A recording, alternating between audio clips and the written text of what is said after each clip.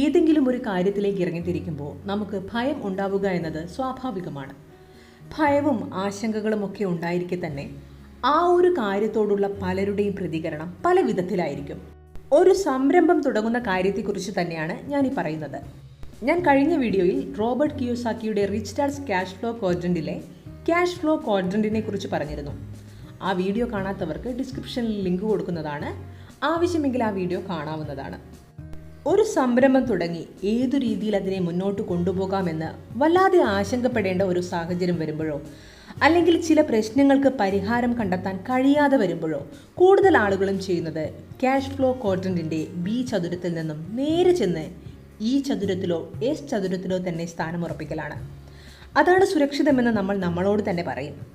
ഇങ്ങനെ ജോലിയിൽ സുരക്ഷ മാത്രം തേടിപ്പോകുന്ന ആളുകൾ സാമ്പത്തികപരമായി അവരുടെ അപ്പോഴത്തെ ലെവൽ എന്താണോ അതിൽ തന്നെ തുടരുകയാണ് ചെയ്യുന്നത്, ചിലപ്പോൾ അതിനേക്കാൾ താഴെയും. എന്നാൽ പണക്കാരുടെ കാര്യം പറയുകയാണെങ്കിൽ അവർ തിരഞ്ഞെടുക്കുന്നത് സാമ്പത്തിക സ്വാതന്ത്ര്യമാണ്. ഇതാണ് പണക്കാരനും പാവപ്പെട്ടവനും തമ്മിലുള്ള വൈകാരികമായ തലത്തിലുള്ള ആ ഒരു വ്യത്യാസം. നമ്മൾ കാണാറില്ലേ, നമുക്കിടയിൽ തന്നെ ചില ആളുകൾ പെട്ടെന്നാണ് അവർക്ക് മാറ്റങ്ങൾ സംഭവിക്കുന്നത്. അതായത് ഒന്നുമില്ലാത്ത അവസ്ഥയിൽ നിന്നും ചുരുങ്ങിയ കാലങ്ങൾ കൊണ്ട് തന്നെ കോടികളുടെ തിരിമറികൾ നടക്കുന്ന ബിസിനസ്സിലൂടെ അവർ കടന്നു പോകുന്നത് കാണാം. എന്താണ് ഈ മാറ്റത്തിന് കാരണം? അവരുടെ അവസ്ഥ മാറി എന്ന് നമ്മൾ പറയുമ്പോഴും മാറ്റം യഥാർത്ഥത്തിൽ സംഭവിച്ചത് അവർക്ക് തന്നെയാണ്. അതിനനുസരിച്ചാണ് ക്യാഷ് ഫ്ലോ ക്വാഡ്രന്റിന്റെ ഓരോ ചതുരത്തിലേക്കുമുള്ള അവരുടെ മാറ്റവും. ഏതു ചതുരത്തിൽ നിന്നുകൊണ്ട് എങ്ങനെ പ്രവർത്തിക്കണമെന്നുള്ള കാര്യം അവർ എളുപ്പത്തിൽ മനസ്സിലാക്കിയെടുത്തു എന്നതിലാണ് കാര്യം. ചതുരങ്ങൾ മാറിയപ്പോൾ അവരുടെ ജീവിതം തന്നെ മാറുന്ന അവസ്ഥ നമുക്ക് കാണുവാൻ സാധിച്ചു. വളർച്ചയുടെ ഓരോ ഘട്ടങ്ങളിലും ആ വ്യക്തിക്കുണ്ടാകുന്ന സൗഹൃദങ്ങളും പുതിയത് വന്നുകൊണ്ടിരിക്കും. ഇതെല്ലാം വളർച്ചയ്ക്ക് വേണ്ടി തന്നെയാണ്. ഒരു നല്ല ബിസിനസ്സുകാരനാകാൻ വേണ്ട ചില ബേസിക് ക്വാളിറ്റീസ് പറയാം. മറ്റുള്ളവർ പറയുന്ന വാക്കുകൾ ശ്രദ്ധയോടെ കേൾക്കാൻ പഠിക്കണം. ആ വാക്കിൻ്റെ ഉള്ളിലേക്ക് ഇറങ്ങിച്ചെന്ന് അയാളുടെ മനസ്സിലിരിപ്പ് പിടിച്ചെടുക്കാൻ കഴിയണം. പിന്നെ വേണ്ട ഒരു ഗുണം, വാക്കുകളെ മികച്ച രീതിയിൽ ഉപയോഗിക്കാൻ കഴിയണം. അതായത് ഏത് ആൾക്കാരിൽ ഏത് വാക്ക് ഫലിക്കും എന്ന ബോധ്യമുണ്ടാവണം. വാക്കുകൾക്ക് നല്ല പവർ ഉണ്ടെന്ന് എല്ലാവർക്കും അറിയാം. ഒരു വാക്ക് തന്നെ നമ്മളൊരു വ്യക്തിയോട് പറയുമ്പോൾ ചിലപ്പോൾ ആ വ്യക്തിയെ ആവേശം കൊള്ളിക്കാൻ നമ്മളെ കൊണ്ട് സാധിച്ചെന്ന് വരും. അതേ വാക്ക് മറ്റൊരാളോട് പറയുകയാണെങ്കിൽ അത് അയാളെ ചിലപ്പോൾ നിരാശയിലേക്ക് തള്ളിവിടും. റോബർട്ട് കിയോസാക്കിയോട് അദ്ദേഹത്തിൻ്റെ ധനികനായ പിതാവ്, അതായത് സുഹൃത്തിൻ്റെ അച്ഛൻ പറഞ്ഞു കൊടുത്ത കുറേ കാര്യങ്ങളിലൊന്ന് ഇത് തന്നെയാണ്. വലിയ നേതാക്കന്മാരാകാൻ ആദ്യം വലിയ ശ്രദ്ധാലുക്കൾ ആവണമെന്ന കാര്യം. മറ്റുള്ളവരുടെ വാക്കിൽ പൂർണ്ണ ശ്രദ്ധ കൊടുത്ത് അവരുടെ ആത്മാവിനെ തൊട്ടറിയാൻ കഴിയണമെന്ന കാര്യം. മറ്റുള്ളവർ ഉപയോഗിക്കുന്ന വാക്കുകൾ ശ്രദ്ധയോടെ കേൾക്കണം എന്ന് പറയുന്നതിൻ്റെ കാരണം ഇതാണ്. ആ വ്യക്തിയുടെ യഥാർത്ഥ മൂല്യം അല്ലെങ്കിൽ ആ വ്യക്തി എന്താണെന്നത് അയാളുടെ വാക്കിൽ പ്രകടമാകുമെന്നുള്ളതാണ്. ജോലിയുടെ കാര്യമായാലും ഇപ്പോൾ ഒരാൾ പറയുകയാണ്, ഞാൻ സുരക്ഷിതമായ ഒരു ജോലിയാണ് ആഗ്രഹിക്കുന്നത് എന്ന്. നമുക്കപ്പോൾ മനസ്സിലാക്കാൻ കഴിയും അയാൾ ക്യാഷ് ഫ്ലോ ക്വാഡ്രന്റിന്റെ ഈ ചതുരത്തിൽ നിൽക്കാൻ പ്രാപ്തനായ ഒരു വ്യക്തിയാണെന്ന്. ഇനി എസ് വിഭാഗത്തിൽപ്പെട്ട ആളുകളെ കുറിച്ച് പറയുകയാണെങ്കിൽ അവർ സ്വന്തമായി എന്തെങ്കിലും ചെയ്യണം എന്നാഗ്രഹിക്കുന്നവരാണ്. അതായത് സ്വയം കഠിനാധ്വാനം ചെയ്ത് അതിനൊത്ത നല്ല പ്രതിഫലവും പ്രതീക്ഷിക്കുന്നവർ. ചെറിയ ബിസിനസ് ഉടമകളെല്ലാം എസ് ഗണത്തിൽപ്പെട്ടവരാണ്. ഇങ്ങനെയുള്ള ചെറിയ മുതലാളിമാരുടെ വായിൽ നിന്നും സ്ഥിരം വരുന്ന വാക്കുകൾ ഇങ്ങനെയൊക്കെയാവും: മറ്റൊരാൾക്കും ഇത് നന്നായി ചെയ്യാൻ കഴിയില്ല, അല്ലെങ്കിൽ ഞാനത് എൻ്റേതായ രീതിയിൽ ചെയ്തു എന്നാവും. ഇത്തരത്തിലുള്ള ആളുകളോട് സംസാരിക്കുമ്പോൾ നമുക്ക് മനസ്സിലാക്കാൻ കഴിയും അവർ പണമുണ്ടാക്കുന്നതിൻ്റെ ഏതു തലത്തിലാണ് നിൽക്കുന്നതെന്ന്. ഇവരുടെ ഒരു കാര്യം പറയുകയാണെങ്കിൽ, ഇവർ ചെയ്യുന്ന ഒരു ജോലി മറ്റൊരാളെ ഏൽപ്പിച്ചാൽ ഉദ്ദേശിച്ച തരത്തിലൊരു റിസൾട്ട് കിട്ടില്ല എന്ന് വിശ്വസിക്കുന്നവരാണ്. അതായത് ഈ വിഭാഗത്തിൽപ്പെട്ട ആളുകളെ പോലെ മറ്റൊരാളുടെയോ അല്ലെങ്കിൽ ഏതെങ്കിലും കമ്പനിയുടെ കീഴിൽ നിന്നുകൊണ്ട് അവർക്കനുസരിച്ച് പ്രവർത്തിക്കുന്നവരല്ല എസ് വിഭാഗക്കാർ. ഇവർക്ക് സ്വന്തമായിട്ടുള്ള ചില രീതികളുണ്ട്. ശരിക്കും ഒരു കമ്പനി ഇൻ്റർവ്യൂ ഒക്കെ നടത്തി ജോലിക്ക് ആളെ എടുക്കുന്ന സമയത്ത് ഇത്തരം നിലപാടുകളുള്ള ആളുകളെ ചൂസ് ചെയ്യാൻ അവർ ആഗ്രഹിക്കും. കാരണം ചില പ്രത്യേക ഘട്ടങ്ങളിൽ കമ്പനി അനുശാസിക്കുന്ന ഒരു സ്റ്റൈലിലൂടെ പോവാതെ പെട്ടെന്നൊരു തീരുമാനം കൈക്കൊണ്ട് പ്രവർത്തിക്കേണ്ട ഘട്ടങ്ങളൊക്കെ വരാറുണ്ട്. അതായത് ഇവർ കിട്ടുന്ന പണത്തേക്കാൾ ഉപരി സ്വന്തമായി പ്രവർത്തിക്കാൻ ആഗ്രഹിക്കുന്നവരാണ്.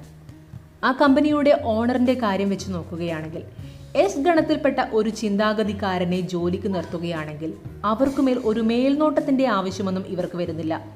ഇവരാണെങ്കിൽ ഇത് ചെയ്യാൻ എന്നെ കൊണ്ടേ പറ്റൂ എന്നൊരു കോൺഫിഡൻസിൽ ആ ഒരു ജോലി നല്ല പെർഫെക്റ്റ് ആയിട്ട് ചെയ്യുകയും ചെയ്യും. ഇനി ബി വിഭാഗത്തിൽപ്പെട്ട ആളുകൾ, അതായത് വലിയ തോതിൽ ബിസിനസ് ചെയ്യുന്ന ബിസിനസ് ഉടമകളെ കുറിച്ച് പറയാം.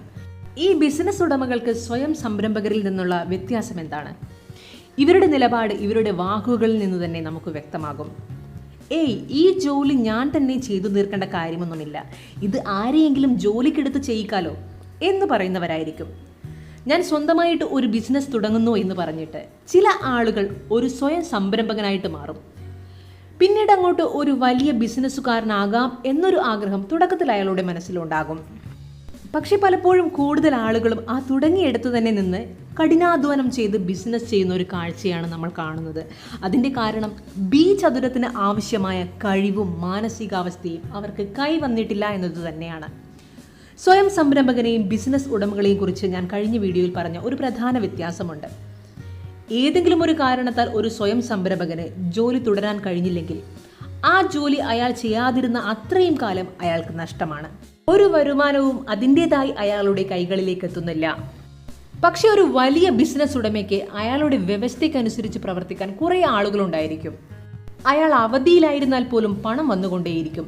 ഇതിൽ നിന്നും നമുക്കൊരു കാര്യം മനസ്സിലാക്കാം. ബി ചതുരത്തിൽ നിന്നുകൊണ്ട് ഒരാൾക്ക് വിജയിക്കാൻ വേണ്ട പ്രധാന ഗുണം ആളുകളെ നയിക്കാനും നിയന്ത്രിക്കാനുമുള്ള കഴിവാണ്. ഇനി വേറൊരു കാര്യം പറയാം. ഇന്ന് വിപണിയിൽ നിലവിലുള്ള ഒരു പ്രോഡക്റ്റിനേക്കാൾ മെച്ചപ്പെട്ട ഒരു പ്രോഡക്റ്റ് ഉണ്ടാക്കാൻ വേണ്ടിയുള്ള ആളുകൾ ഇവിടെ ഉണ്ട്, അല്ലെങ്കിൽ പുതിയ പുതിയ ആശയങ്ങൾ ഉള്ളവരുണ്ട്. എന്നാൽ ഒരു ബിസിനസ് എന്ന തരത്തിൽ അതിനെ പടുത്തുയർത്താൻ വളരെ വളരെ കുറച്ചു പേർക്കേ കഴിയുന്നുള്ളൂ. Rich dad's cash flow quadrant എന്ന ഈ പുസ്തകത്തിൽ തന്നെ പറയുന്നുണ്ട്, ബിൽ ഗേറ്റ്സ് മഹത്തായ ഉൽപ്പന്നം ഉണ്ടാക്കിയില്ല, അദ്ദേഹം മറ്റാരുടെയോ ഉൽപ്പന്നം വാങ്ങിച്ച് അതിനു ചുറ്റും ശക്തമായ ആഗോള വ്യവസ്ഥ നിർമ്മിക്കുകയായിരുന്നു ചെയ്തത് എന്ന്. ഇനി നിക്ഷേപകൻ, അതായത് ഐ വിഭാഗത്തിൽപ്പെട്ട ആളുകളെ കുറിച്ച് പറയാം. ഇവർക്ക് ഒരു നിക്ഷേപകൻ എന്ന തലത്തിൽ നിൽക്കുമ്പോൾ ജോലി ചെയ്യേണ്ട കാര്യമില്ല. പണമിട്ടു പണം പിടിക്കുന്ന ആളുകളാണ്. വലിയ രീതിയിൽ പണം കൊയ്യാൻ പറ്റുന്ന ഒരു ചതുരമാണിത്. ഇവിടെ ഇവരുടെ തൊഴിലാളികൾ എന്ന് പറയുന്നത് പണമാണ്. പണം ഇവർക്ക് വേണ്ടി ജോലി ചെയ്യും. ഇനി OPT കുറിച്ചും OPM കുറിച്ചും പറയാം. OPT എന്നാൽ അതർ പീപ്പിൾസ് ടൈം, OPM എന്നാൽ അതർ പീപ്പിൾസ് മണി. BI ചതുരങ്ങളിൽ കാണപ്പെടുന്ന ഒരു സംഗതിയാണിത്. അതായത് വരുമാനമുണ്ടാക്കാൻ മറ്റുള്ളവരുടെ സമയമാണ് B ചതുരത്തിൽപ്പെട്ട ആളുകൾ ഉപയോഗിക്കുന്നത്. മറ്റുള്ളവരുടെ പണമാണ് I വിഭാഗത്തിൽപ്പെട്ട ആളുകൾ വളരാൻ ഉപയോഗിക്കുന്നത്. ഒരു വ്യക്തിക്ക് 4 ചതുരങ്ങളിൽ നിന്നും വരുമാനമുണ്ടാക്കാൻ സാധിക്കുമെന്ന കാര്യം നമ്മൾ കഴിഞ്ഞ വീഡിയോയിൽ പറഞ്ഞ കാര്യമാണ്. അങ്ങനെയുള്ള വ്യക്തികളിൽ പണക്കാരനുണ്ടാകും, പാവപ്പെട്ടവനും ഇടത്തരക്കാരനും ഉണ്ടാകും. ഈ പാവപ്പെട്ടവന്റെയും ഇടത്തരക്കാരൻ്റെയും 80% വരുമാനവും E അല്ലെങ്കിൽ S ചതുരങ്ങളിലെ ശമ്പളങ്ങളിൽ നിന്നുമായിരിക്കും. 20%-ൽ താഴെ മാത്രം I ചതുരത്തിലെ നിക്ഷേപങ്ങളിൽ നിന്നുമായിരിക്കും. ഇനി പണക്കാരനായ വ്യക്തിയുടെ വരുമാനം വരുന്നത് എങ്ങനെയെന്ന് പറയാം. അയാളുടെ വരുമാനത്തിന്റെ 70% വരുന്നത് I ചതുരം, അതായത് നിക്ഷേപത്തിൽ നിന്നുമാണ്. 30%-ൽ താഴെ ശമ്പളത്തിൽ നിന്നുമാണ്. ഒരാൾ സാമ്പത്തികപരമായി ഏറ്റവും ഉന്നതിയിലെത്തി എന്ന് പറയാൻ കഴിയുക അയാളുടെ വരുമാനം ചെലവുകളേക്കാൾ കൂടുതലായി മാറുമ്പോഴാണ്. ഒരു മികച്ച ബിസിനസ്സുകാരൻ്റെ അല്ലെങ്കിൽ നിക്ഷേപകന്റെ ഏറ്റവും വലിയ ശ്രമം അതിനു വേണ്ടി തന്നെ ഉള്ളതായിരിക്കും. അതായത് കുറേ പണമുണ്ടാക്കി അതെല്ലാം ചെലവിലേക്ക് പോവുകയാണെങ്കിൽ അതുകൊണ്ട് കാര്യമില്ല. എത്ര പണം ഉണ്ടാക്കുന്നു എന്നതിനേക്കാൾ പ്രധാനമാണ് എത്ര പണം നമുക്ക് സൂക്ഷിക്കാൻ കഴിയുന്നു എന്നത്. ആ പണം എത്ര കാലം നമുക്ക് ഉപകരിക്കുന്നു എന്നുള്ളത്. നമ്മൾ ഉണ്ടാക്കുന്ന പണത്തിന്റെ കുറച്ചു ഭാഗമെങ്കിലും നമ്മൾ I ചതുരത്തിൽ ഇടേണ്ടതുണ്ട്. നിക്ഷേപകനായി മാറുമ്പോഴാണ് കൂടുതൽ പണം ഉണ്ടാക്കുന്നത് നമുക്കറിയാൻ കഴിയുക. ഈ നിക്ഷേപങ്ങൾ തന്നെ പലതരത്തിലുണ്ട്. വിദ്യാഭ്യാസത്തിൽ നിക്ഷേപിച്ച് ഒരു ഉയർന്ന ജോലി നേടി ജീവിക്കുന്നത് ഒരു രീതി. ചിലർ മക്കളെ തന്നെ വലിയ നിക്ഷേപമായി കരുതും. അതായത് വാർദ്ധക്യകാലത്ത് അവരിൽ നിന്നും നമുക്ക് വേണ്ടത് തിരിച്ചു കിട്ടും എന്നുള്ള പ്രതീക്ഷ. പിന്നെയുള്ള നിക്ഷേപം സർക്കാരിൻ്റെ റിട്ടയർമെന്റ് പദ്ധതികൾ, പലതും ശമ്പളത്തിൽ നിന്നും പിടിച്ചു നിക്ഷേപിക്കുന്ന ഏർപ്പാട്. പക്ഷെ ഇവിടെ പറയുന്ന നിക്ഷേപം ഇതിലൊന്നും പെടുന്നതല്ല. ഇവിടെ നിക്ഷേപം എന്ന് പറയുന്നത് നമ്മൾ ജോലി ചെയ്യുന്ന കാലങ്ങളിൽ കൂടുതൽ വരുമാനം ഉണ്ടാക്കാൻ സാധിക്കുന്ന നിക്ഷേപങ്ങളാണ്. ഉദാഹരണത്തിന് ഒരു വീട് വാങ്ങി അത് വാടകയ്ക്ക് കൊടുക്കുന്ന ഒരാളാണ് നിങ്ങളെങ്കിൽ ആ വീടിന് വേണ്ടി നിങ്ങൾ ചെലവഴിക്കുന്ന പണത്തേക്കാൾ കൂടുതൽ വാടക നിങ്ങൾക്ക് കിട്ടുന്നുണ്ടെങ്കിൽ ആ വരുമാനം I ചതുരത്തിൽ നിന്നുമാണ് വരുന്നത്. ഇതുപോലുള്ള കുറേ നിക്ഷേപ രീതികൾ ഇപ്പോൾ നിലവിലുണ്ട്. റിട്ടയർമെന്റ് അക്കൗണ്ടുകളിൽ പണം നിക്ഷേപിക്കുന്നവനും അതേ പണം നിക്ഷേപങ്ങൾ നടത്തി കൂടുതൽ പണം ഉണ്ടാക്കുന്നവനും തമ്മിലുള്ള വ്യത്യാസം നിങ്ങൾക്ക് മനസ്സിലായി കാണുമല്ലോ. റിട്ടയർമെന്റ് അക്കൗണ്ടിൽ പണം നിക്ഷേപിക്കലല്ല, പണം സൂക്ഷിക്കലാണ് നടക്കുന്നത്. എന്തുകൊണ്ടാണ് കൂടുതൽ ആളുകളും നിക്ഷേപകരാവാത്തത് എന്നൊരു ചോദ്യം വരാം. നിക്ഷേപങ്ങളിൽ നഷ്ടസാധ്യത കാണുന്നുണ്ട് എന്നത് തന്നെയാണ് പ്രധാന കാരണം. അധ്വാനിച്ചുണ്ടാക്കിയ പണം നഷ്ടപ്പെടുമെന്ന പേടി എല്ലാവർക്കും ഉണ്ടാകും. ചതുരത്തിൽ വിജയിക്കാനുള്ള കഴിവുകൾ നിങ്ങൾക്ക് സമയം ചെലവഴിക്കാൻ താല്പര്യമുണ്ടെങ്കിൽ പഠിക്കാവുന്നതേയുള്ളൂ എന്നാണ് റോബർട്ട് കിയോസാക്കി പറഞ്ഞിട്ടുള്ളത്. നഷ്ടസാധ്യതയെ കൈകാര്യം ചെയ്യാൻ പഠിക്കേണ്ടതുണ്ട്. നമ്മൾ വിവേകമുള്ള നിക്ഷേപകരാകേണ്ടതുണ്ട്. സാമ്പത്തിക വിപണിയുടെ ഉയർച്ച താഴ്ചകളെക്കുറിച്ച് എപ്പോഴും അറിവുള്ളവരായിരിക്കണം. നഷ്ടസാധ്യതകൾ ഏറ്റെടുക്കുന്ന ഒരാളാണ് പണക്കാരനായി മാറുന്നത്. ഒരു നിക്ഷേപകനാകാൻ പണമോ ഔപചാരിക വിദ്യാഭ്യാസമോ ആവശ്യമില്ല. നിരാശകളെ മറികടക്കാനുള്ള കഴിവ് നമ്മൾ തന്നെ നേടിയെടുക്കണം. സ്വപ്നങ്ങൾ കാണാനും ആവേശപൂർവ്വം അതിനെ നിറവേറ്റാനുമുള്ള ഒരു ആർജവവും ഉണ്ടായിരിക്കണം. റോബർട്ട് കിയോസാക്കിയുടെ rich dad's cash flow quadrant എന്ന പുസ്തകത്തിന്റെ 2-ാം അധ്യായത്തിൽ പറഞ്ഞ ഒരു സുപ്രധാന കാര്യം, പെൻഷൻ പ്ലാനുകളിൽ നഷ്ടസാധ്യത ഇല്ല എന്ന് വിശ്വസിക്കുന്നവരാണ് കൂടുതൽ പേരും. ഒരു പ്രധാന കാര്യം, നിങ്ങൾ പെൻഷൻ പ്ലാനിൽ ഇടുന്ന തുക എത്രയായാലും അത് നിങ്ങൾ തിരിച്ചെടുക്കാൻ തീരുമാനിക്കുമ്പോൾ അത്രയും ഉണ്ടായിരിക്കണമെന്നില്ല. അദ്ദേഹം നമ്മളോട് പറയാൻ ഉദ്ദേശിച്ചത് ഈയൊരു കാര്യമാണ്. വിപണി മൂല്യത്തിലുള്ള വ്യത്യാസവും രൂപയുടെ മൂല്യം കുറയുന്നതിനനുസരിച്ചും നിക്ഷേപത്തുകയുടെ മൂല്യത്തിലും മാറ്റം വരാൻ സാധ്യതയുണ്ട്. റോബർട്ട് കിയോസാക്കിയുടെ rich dad's cash flow quadrant എന്ന പുസ്തകത്തിലെ കൂടുതൽ അറിവുകൾ ഞാൻ അടുത്ത വീഡിയോയിൽ ഷെയർ ചെയ്യുന്നതാണ്.